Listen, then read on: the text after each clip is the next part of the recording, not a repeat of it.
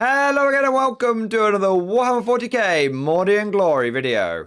In today's episode we are going to be doing another quick tip tactica. In case you've not seen one of these videos before, I like to go over a quick tactic that you can put together for your Imperial Guard army, and the best bit is they are often very plug and play and accessible. So what is the crazy little tactic that I've come up with for today? Well, we are going to be going over the Emotional Support Sentinel. This is a great little quick tip tactica that you can use for your pure infantry armies, but also in your low point games as well. The idea behind this video is it will allow you to score loads of extra secondary objective points throughout the game, and all you need to do to achieve it is take at least one Sentinel in your army. If done properly, this tactic will yield you 5 victory points, and it will only cost you 40 points to do it. That is one of the lowest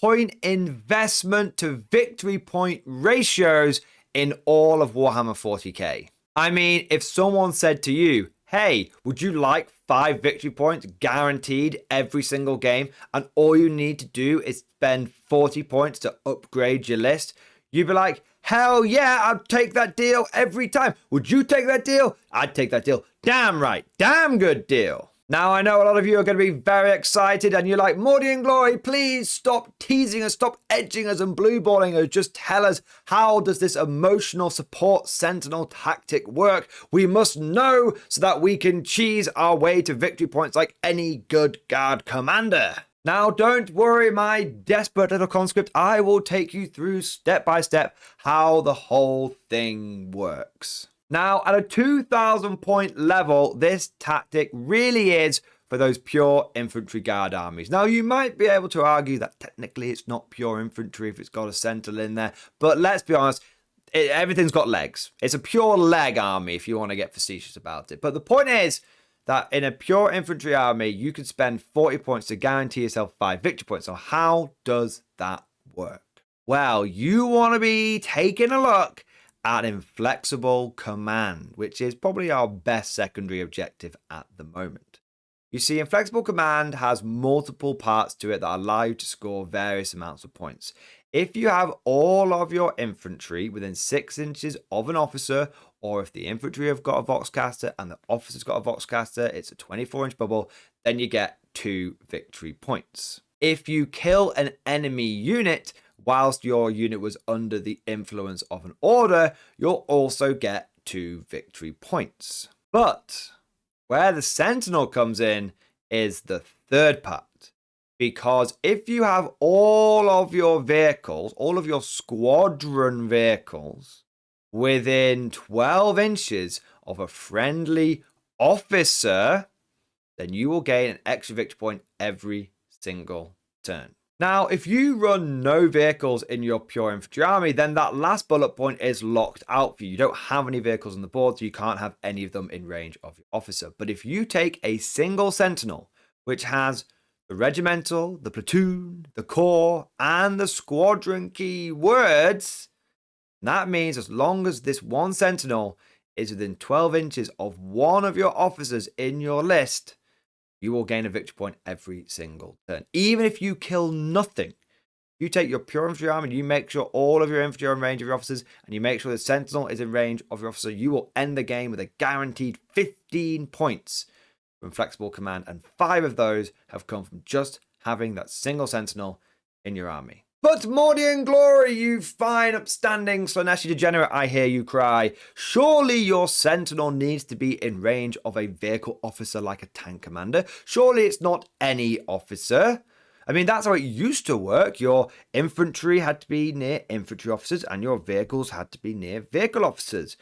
Well, you, sir, are playing an old version of Inflexible Command, because in the Arcs of Omen book, it was updated, and there is now no longer any mention of vehicle officers. It simply says officer. Now, this is very important for the Scout Sentinel and the Emotional Support Sentinel tactic that we're talking about today, but it's a very important thing for you to be aware of, because even if you are not taking the Emotional Support Sentinel, even if you are taking a more hybridized, more mixed Imperial Guard army, that is something you are going to want to be aware of, because a lot of Guard armies are running around with a single tank commander, and a lot of Guard players think when they lose that tank commander, they lose the ability to get that extra inflexible command point. That is wrong.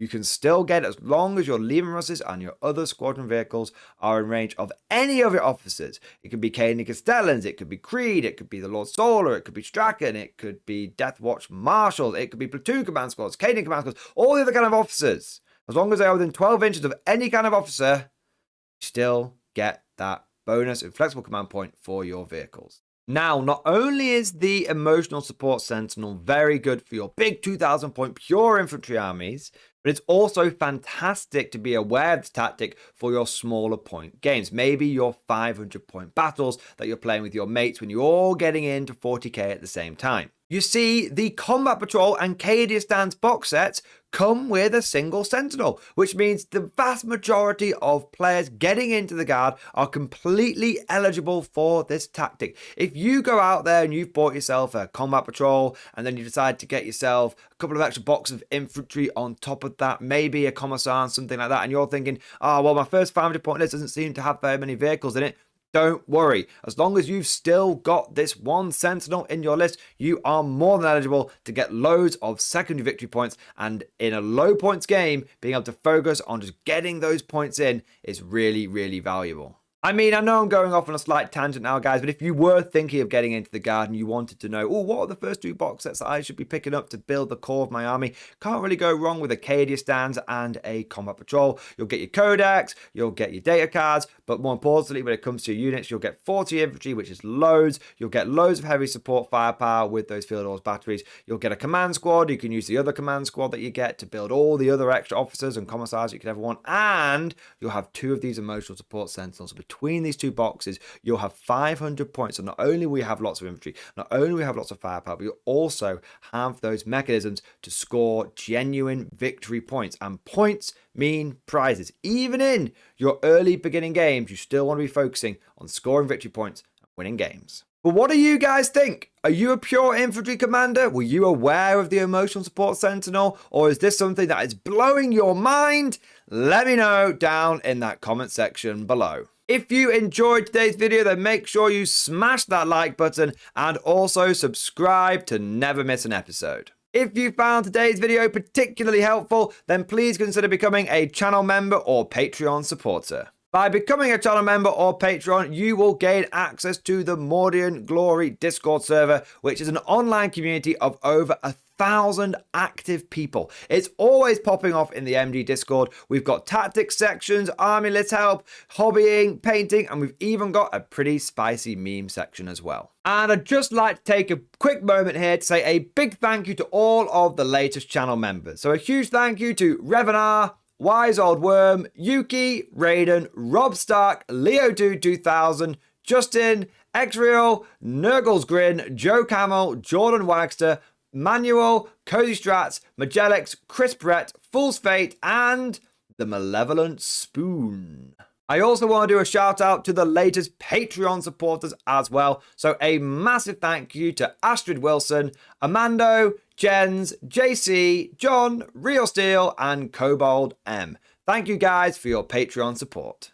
And last but certainly not least, I would like to say a personal, heartfelt thank you to all of my top tier Patreon supporters. These are my war masters, the people who have truly gone above and beyond the call of duty. So I want to say a massive thank you to Alan Blunt III, Bonbon Vert, Mark Panconi, Ridemaster 134-4, Ross Miller, Swordfish Trombone, John Stubbs, Nicholas Walsh, Diesel Fox, Tom Sutton, and of course, August Varney.